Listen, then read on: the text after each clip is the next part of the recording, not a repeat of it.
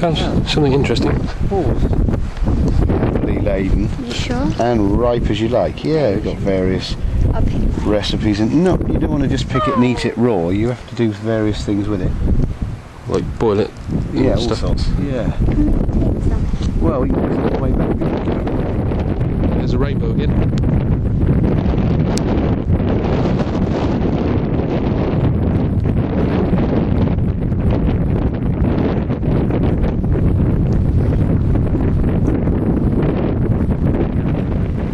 Yeah. Where the telephone. Oh, I nailed it. No. Left of that. Left of that. Crouch down a bit, Tom. See where the biggest gap to the left? Can you see all those little brown dots behind the tree line, behind the beach line? We've got 2 beech trees that are prominent into the field, yeah? Yeah. Right, go left from that and count trees. Oh, go left. I was going right. Well, I did say go left. You did. So 1, 2, 3, 4, 5, 6. Then there's a big gap. 3, 4, 5, 6. Oh yeah. See them now? Oh yeah. Well, there's about 30 in there, look.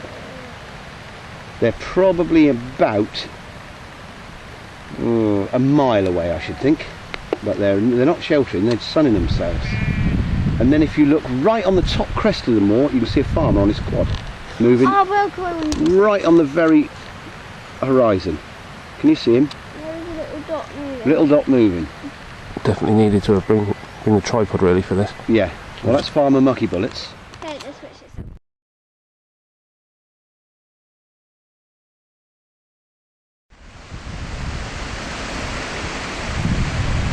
Here we are, Chalk Ford. Easy place to walk to because it's all downhill. Barefoot back.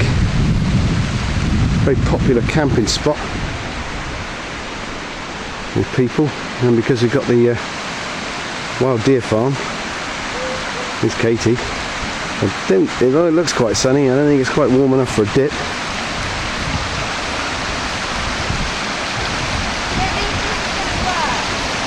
No, don't do it then. Got wild brown trout in here as well, but you're a better man than me if you can catch them. Otters and lots of adders. And this is an attempt by Dartmoor National Park to put a rustic bridge in.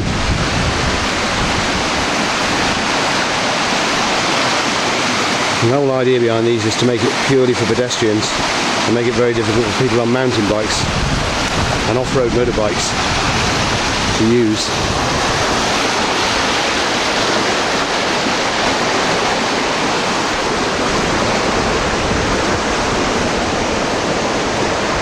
And that way is to the pub. It is about 2 miles. Done it once or twice. Bit of a trek home.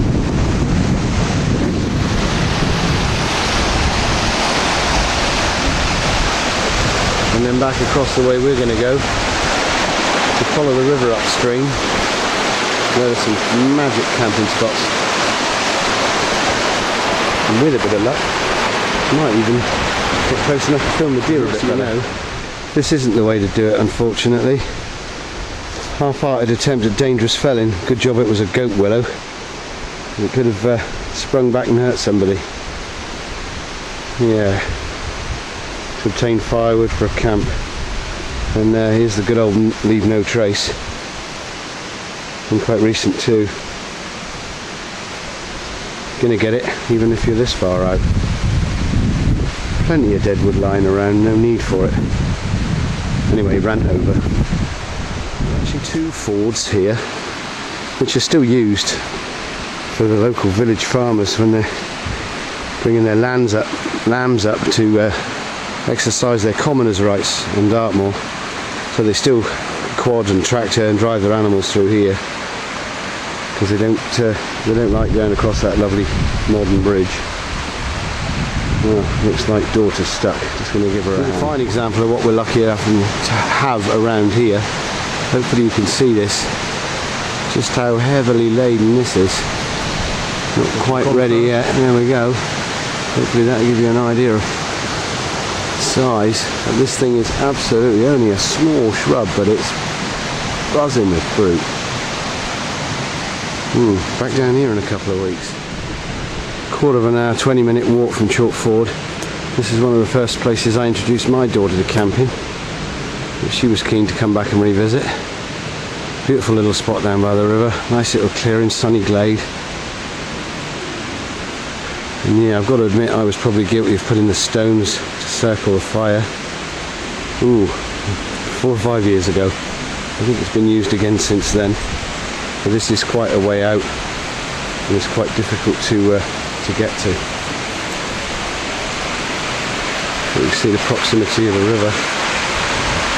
And I'll show you in a minute the plunge pool we made, and hopefully the swing that's still there I put up for Katie. There it is, still here, for all those years. I don't know if you can make that out. I was a bit braver in those days. How long that limb gets about 5 foot deep in the middle, and that is some refreshing swim when it's warm. Get down by the bottom, get a better shot. Yeah, it might be a bit of better shot of the pool.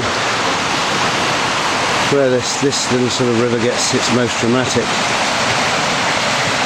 With slides. The advisor would have a wetsuit on though. The rocks are all covered in moss and are really slippery. And quite good fun. Let's see if I can get you a shot of the best slide.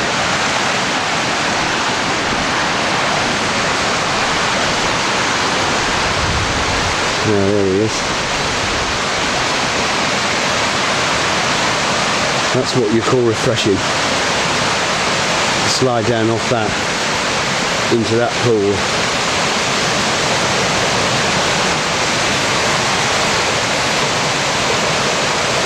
Great fun. Not everyone's cup of tea. Let's come up here for a weekend and forget all that horrible stuff. Brown envelopes. Unfortunately, just the other side of this fence is a red deer farm, and there have been times, not today unfortunately, when there's the most magnificent stag on his herd grazing down here, because there are feeding stations. I know it's farming in the woods, but still what a majestic creature to see, because it's not really native to our area. We get the roe deer, which is beautiful but tiny in comparison, and occasionally been lucky enough to come down here and find the odd bit of antler. But I don't think I'm the only one. After it being scorching hot, chilled out, got the camp set up, in you go for a little bathe. And then the kiddiness comes out always. Slide down over these slides. It's a smile on your face. Called a natural high, I do believe. Right, sneaking back up on them. Hopefully there's a brew on the go. And just to prove it's not only whales that cause a rain. Ah, I see. High energy snack. Ah, good man. Thought he would. Yeah. Brew on the go. Have a cuppa, maybe a bit more. Yeah, short, sharp shower. Over and done with. Good old sun's come out. As you can see. Brew on the go. Yeah. True bushcraft daughter checking nails. She's not actually a hunchback. She's got my cagoule over her backpack. In case anybody was worried she was deformed. Yeah. A little bit. Beautiful spot. Half wish we'd come and cook to camp here tonight now.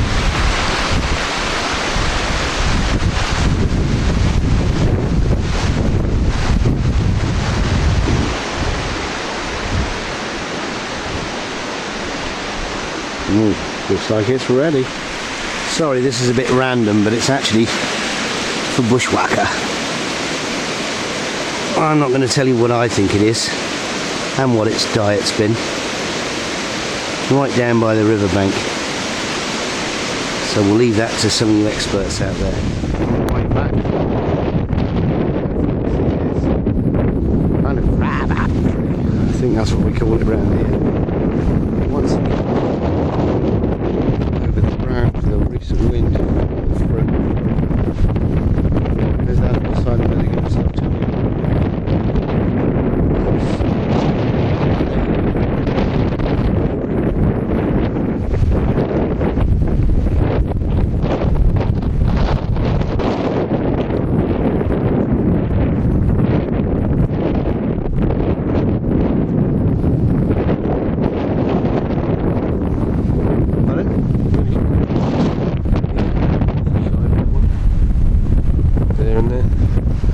small one.